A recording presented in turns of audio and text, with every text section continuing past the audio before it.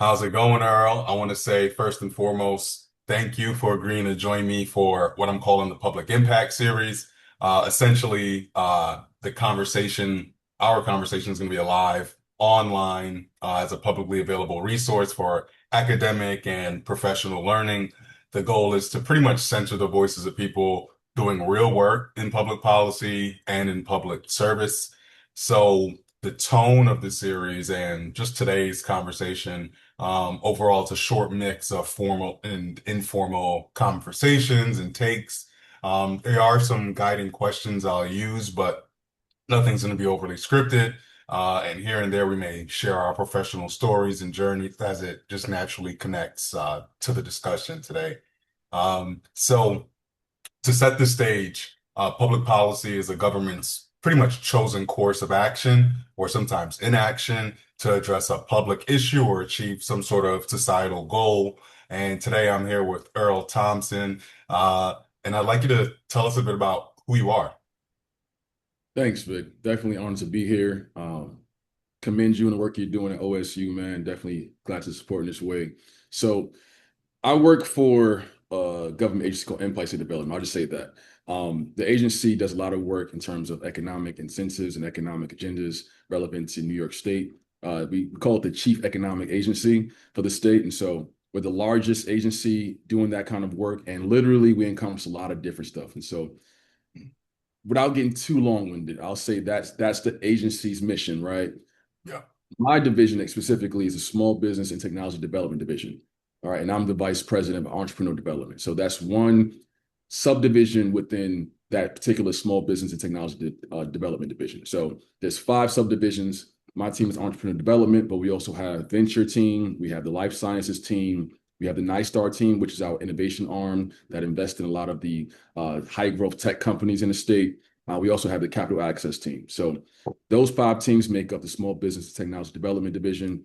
And my team, entrepreneur development, specifically focuses on early stage startups. So people who have an idea, who don't know how to get it started, people who need technical assistance, that one-on-one hand holding to make sure they get incorporated, they get loan ready.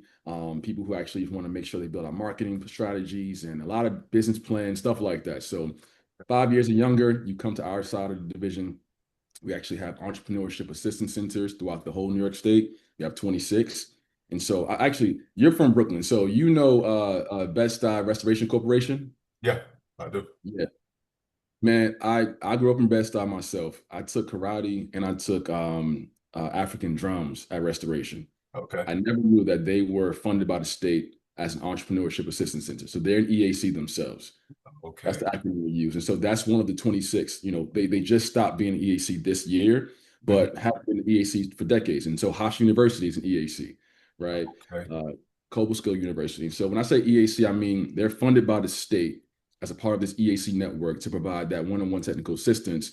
And usually that means, well, actually not usually, they have to meet this minimum of providing 60 hours of business training to Okay. cohorts. Yeah, they have two cohorts a year and have to provide that. And then that network as well gets utilized for like special projects, right? So if legislation requires us to create a business plan competition through our agency, usually we use the EAC network. We say we have a trusted network of 26 entities that we know are rooted in the community. They serve historically under-resourced communities. And so we want to make sure we tap into that. And so we have the business plan competition. We'll say we want to give out 4 grants. Let's actually put out an RFA, a request for applications, to Mhm. that network. And then that network can apply to get that grant. So they get extra funding if they get that grant as well. So we have several initiatives like that. I'll talk more about that in a second.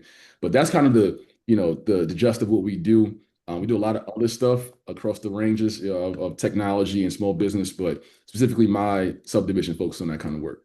Oh, man, that's amazing. I didn't even put two and two together. Some of the kind of just areas closer to home in Brooklyn, in Yeah. particular, shout out to Flatbush, but also even the university space.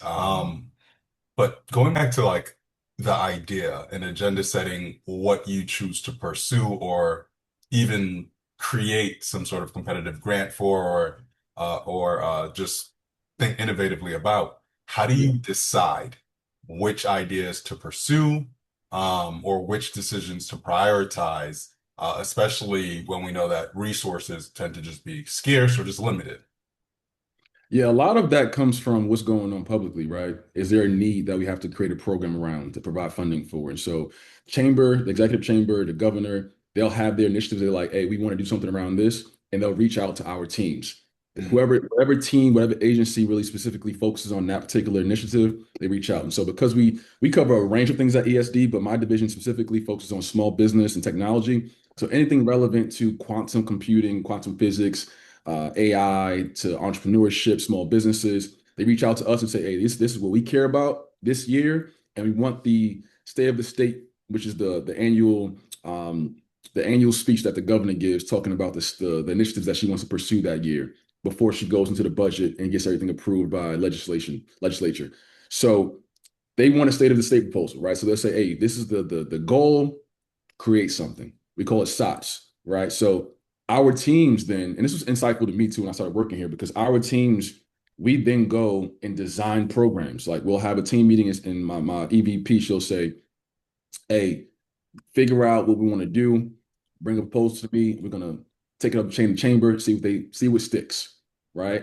So we'll create a proposal, and if it sticks, then it ends up in the governor's budget that year. And if it goes through all the different levels of bureaucracy and ends up in the actual budget, that means you got a proposal that was worth the effort and actually big enough to actually be in the proposal in the budget and then get funded through state funds. So it's always around what's happening and then also, the timing, right? So if there's a period of time where funding is scarce, we say, hey, this year, let's just focus on maintaining what we got or do a little bit more if we can and see if it sticks. But if not, it's based on the governor and how she feels at the time or they may feel.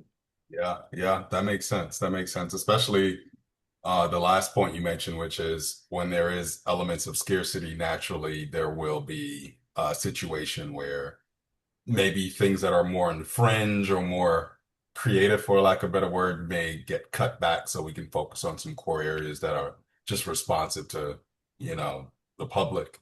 Yeah. And I'm wondering, with that in mind, and you saying your decisions being sensitive to time and place and just need, there's a lot going on just in the world, within the state, just around us. I mean, there always is.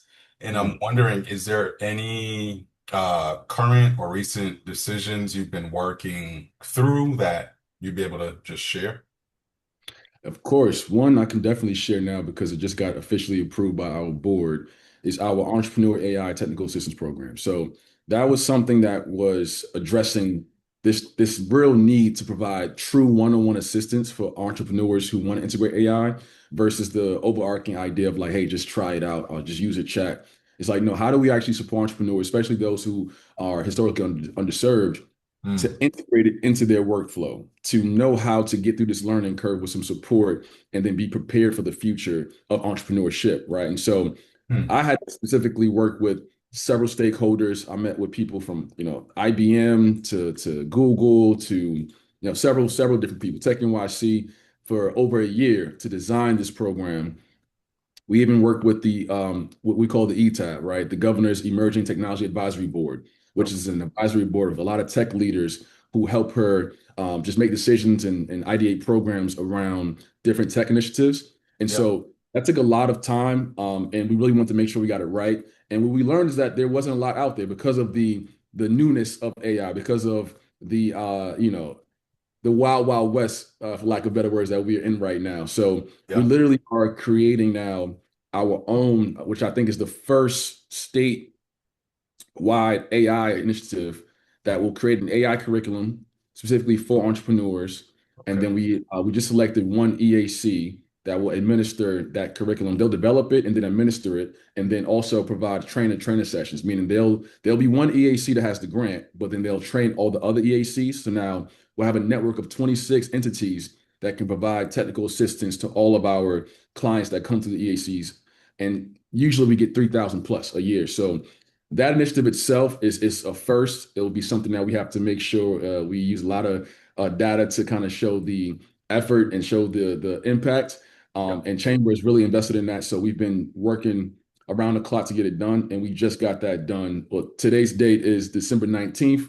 We got it done December 18th. literally got the board approval for the grantee. So that was a huge feat, and it's going to meet a need that I think we know is here, but it's going to get even worse as the economy starts to react to the innovation of AI, right? And so entrepreneurship will be something that people kind of have to lean into over time, in my opinion, because you have to figure out how to use all these tools to make a living in a new way, especially if there aren't going to be as many jobs.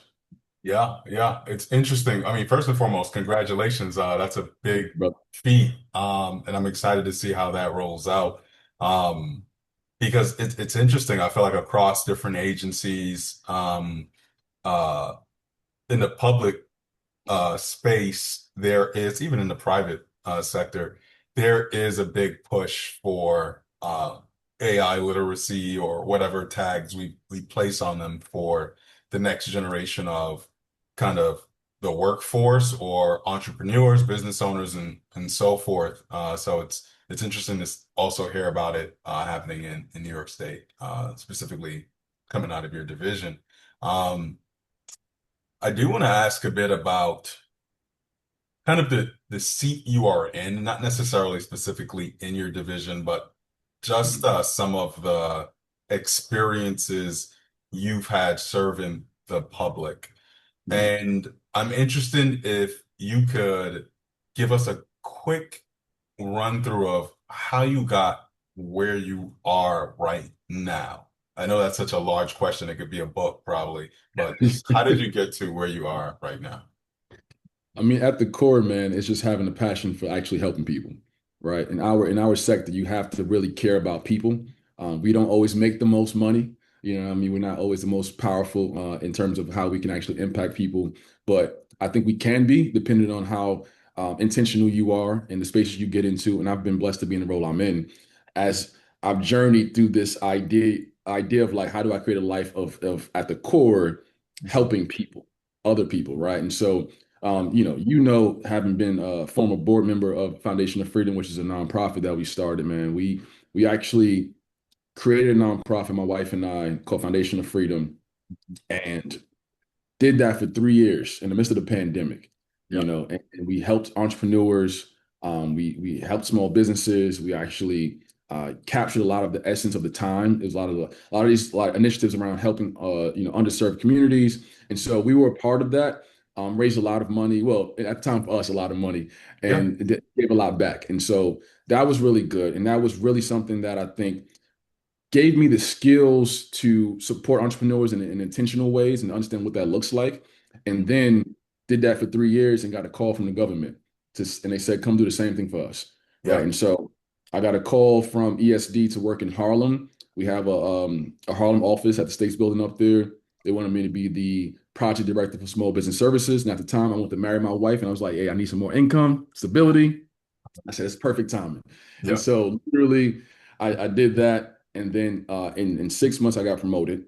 And then in 6 months after that, I got promoted again. And then I saw this role that I'm in right now pop up on my LinkedIn. And I just said, let me apply because I had the confidence that I can do everything on this list as a VP, no matter how old I am or what it yeah, may look like on paper. I say I can do that. And I got the role. And so I left a lot of nuance out of there, but it's really about just having that passion, having that positioning, right? Like you have to be ready. Like when I got that call from ESD, I was ready to do that work. So I was already doing it for free, basically, yeah, And so that work ethic was built in, and that ability to kind of wear a lot of hats. I think that is something that was unique to that moment, and so it allowed me to get in a position. I don't think that's everybody's story, and I don't want to sound naive and think that's a obvious track record. yeah, But I think the core essence of it is real, right? If you come into this space, and I'll say candidly, if you really care, you work hard, you are not just trying to get a job to say, this is my job for the next 34 years and I'm gonna just, coast. yeah, If you're better than that, you'll succeed because we have this tendency in the public sector to kind of get comfortable. And I think the taxpayers, the constituents, they deserve more, and I think we got to get to that space of knowing what that looks like and how we can show up and do more, even without the level of incentives that our private partners might have, right? We don't get the big bonuses and, we don't always get the best acknowledgement. But if you're in this sector, you care. And if you care, you can show that by, trying to just push the envelope. Like bureaucracy can kind of beat you down sometimes and say, hey, Oh yeah. play it safe, don't do too much. And that's strategically wise, or you have to move slower. Like I had to do that, right? I came from a space of having a nonprofit and we were just making decisions quickly and moving and innovatively, right? Using the newest tools. When I Right. started here at ESD, it took a little while. It took a Yeah. little while to get a lot of the basics, in my opinion, down pat.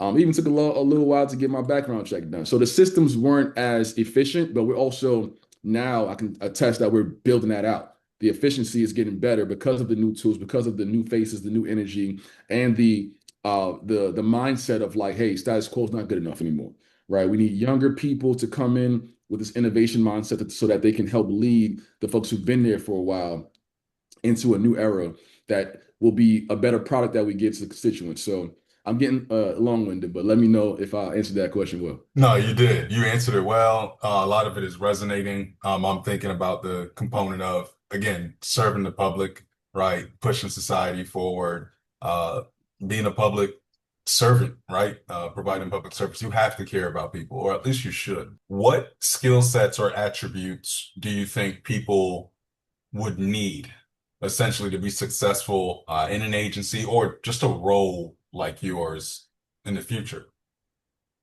Yeah, so specific to our division, you have to have an entrepreneurial mindset.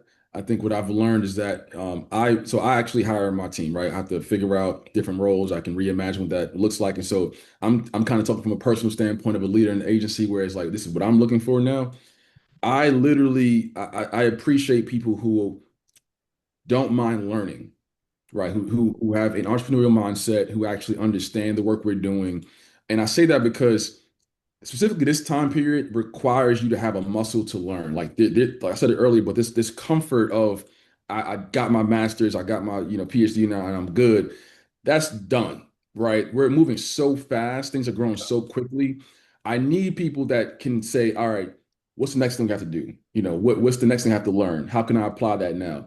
Like I've come into contact with folks who are like resistant to that, which is I get it, right? You're resistant to change, you're resistant to trying to, continuously improve yourself. But because of everything that we're doing, specifically for small business and technology, you have to be able to use the new tool as it iterates, right? You have to be able to understand what that looks like. You have to be able to teach other people and understand how other entities like the EACs can integrate things operationally for themselves and then also can teach other people, right? So that trainer mindset. So if you actually have the ability to say, you know, I'll take the time and I'll do the trainings and I'll actually contribute to that kind of spirit. That's something I look forward personally because I'm like, I'm the one in my agency or my team really pushing a lot of this stuff. So if you already have that muscle, I don't mind teaching you. I don't mind giving you that runway to say, all right, yeah, go try that one out. Go to this event, right? So for example, we have a new team member that I hired last year around this time, and he's been somebody who's said, "Hey, let's go to the Asana Workforce Innovation Summit that they have this summer." I said, okay, let's do that. And when we went to that, literally changed the game on how we look at conferences, right? And especially in this innovation space. And so that that initiative and that willingness is something that I think has always been a good thing, but in the public sector, I don't think we've voiced the need for it as much, right? Because you have a role, you stick within that role, especially for the amount of money you usually get paid, you just stay there.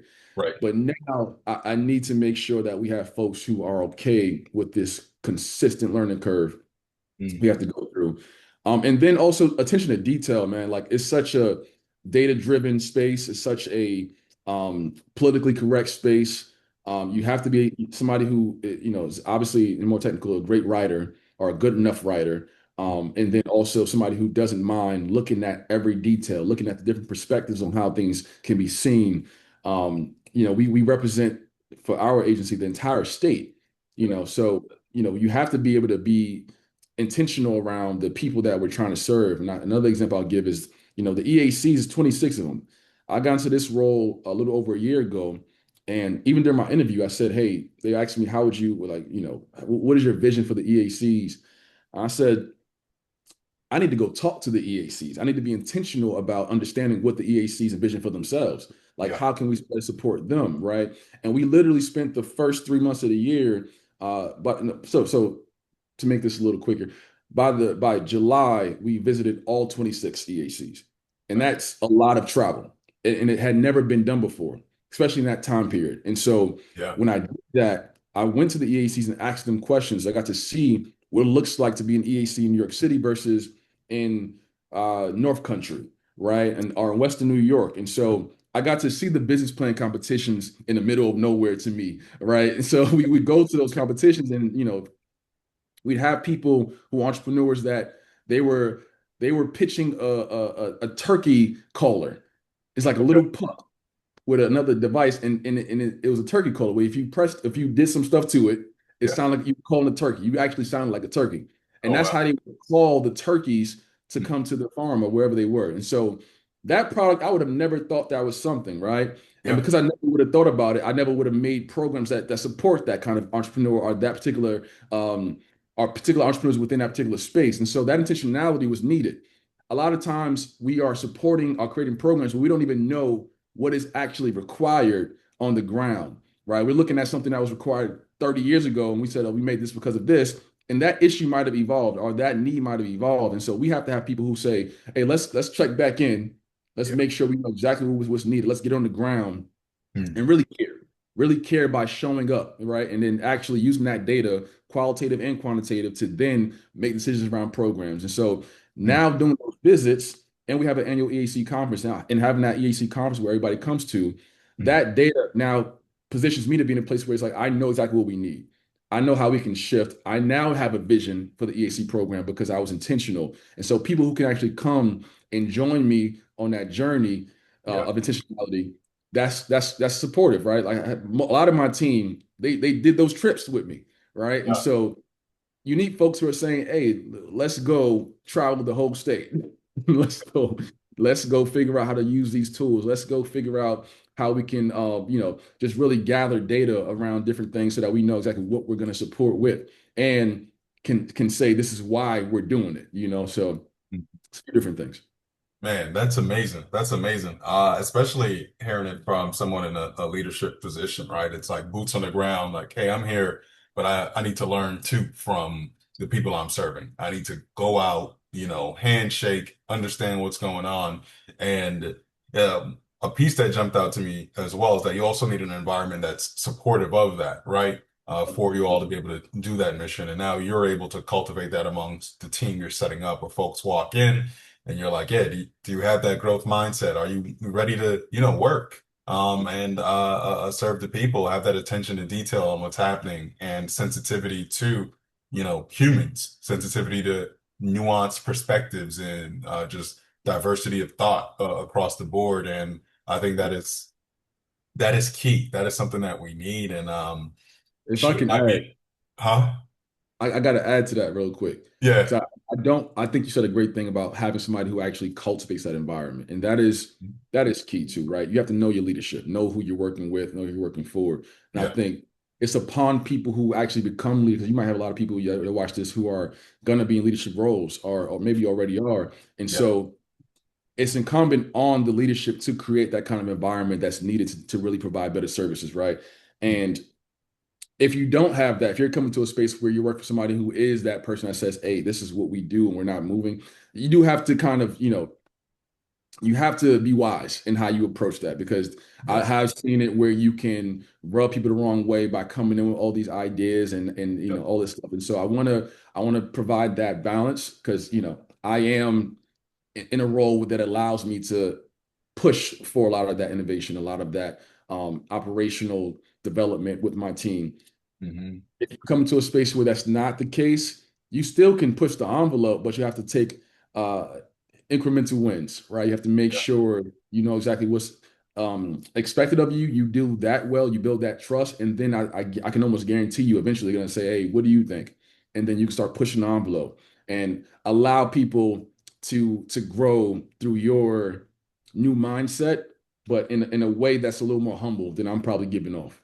No, no, I follow completely. Me, I have like a corrections background and I've Mhm. been in that space and in other ways in which I've seen it at, across from different viewpoints at agencies.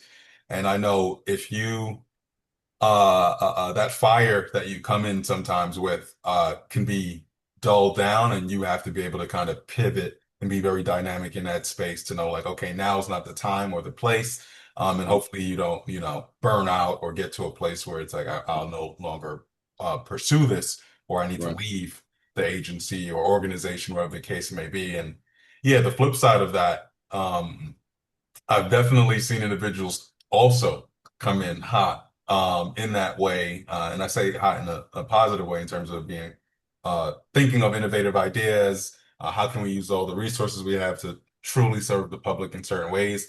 And that get met with like a brick wall. Hmm. And that individual or set of individuals just being completely discouraged and Yeah. absorbed by the system in a way where they're like, okay, this is just how it is, sort of a deal. So I guess Right. there is like a balance, as you say, when it comes to that, knowing where that's welcome. And if you are in a space where it isn't welcome, it doesn't necessarily mean shoot, leave or stop immediately. At least that's my personal opinion, because I feel like people turn over time anyways. There's still skill sets that are developed in an environment like that. So yeah, I'm with you. I'm with you completely on that kind of balance piece. Yeah. No, yeah, that's real, man. And I've seen what similar to what you said. People Hmm. come and they have a great spirit, and if they're not on the right team with the right leadership, it doesn't really get cultivated. And so, I think that can be discouraging, especially when you're young and trying to come into the space, Hmm. and you have an idea of what it looks like. But you like this is the time where I think it's needed. So like we need the people who are going to come into the space and really push the envelope. And when I say we, I'm talking from a citizen's perspective now. It's like the Yeah. citizens need the innovators to just take over a lot of our public administration spaces and really start to Hmm. just figure out how we can reimagine it, right? How we can actually get to the people. Like there's so many elements of this that I can talk to just to kind of lean into something else, like even storytelling and marketing, right? As a Hmm. government agency, we don't always do the best at that. We kind of got stuck in this era of flyers and we'll share something when there's a program, and then after that, you don't really hear from us as much unless there's a deadline or something like that. And Yeah. even then, it's probably last minute. And I'm just being honest about what I've seen. And so when I came in, like we had a leadership retreat last year Hmm. around this year in January, and I remember being in that retreat and really trying to advocate. I'm like, we have to respect storytelling. We have to build infrastructure around it beyond just our public affairs team, which is great, but they have to manage our entire agency. They have to manage, what they're going to focus on. We don't have unlimited amounts of people all the time, and so I was telling my team like, hey, we have to get into a new level of storytelling. I'm like, the world has shifted, right? These platforms have algorithms that require like a scientific approach a lot of times that people, don't always understand, especially from government agencies. So we have to probably hire somebody else that specifically their only job is just to make sure that they tell the story about programs and that they use these platforms to get it to the people that need to see it and provide data around that, provide analytics around that. And so we ended up actually doing it. So So we ended up literally, literally hoping that they start soon. And when they do, that itself will be innovative, right? We'll be able to say, all right, we have one person that knows the entire story arc of our division, and they can actually leverage our different stories and push it in different ways on these new platforms. And that's innovation at the government level right now. The regular, person, of course, we know Instagram and all this other stuff exists. Of course, we understand a little bit more about how to, leverage the algorithm, but agencies that can provide real, support and services haven't really done well with that just yet.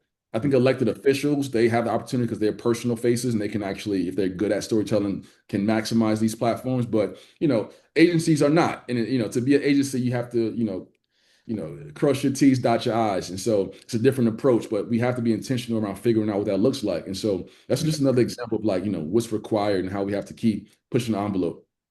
man, you got my mind jumping in a million directions because I never thought of messaging or communicating to the public in that way in as something that can kind of evolve from what we typically see, like a fly or something like that happening. However, if we were to like compare it to the private sector, that's happening all the time, right? Time. You might go on social media or something, and it'll be a tweet from Burger King or Wendy's, something right? like that, right? Like we got this new deal happening.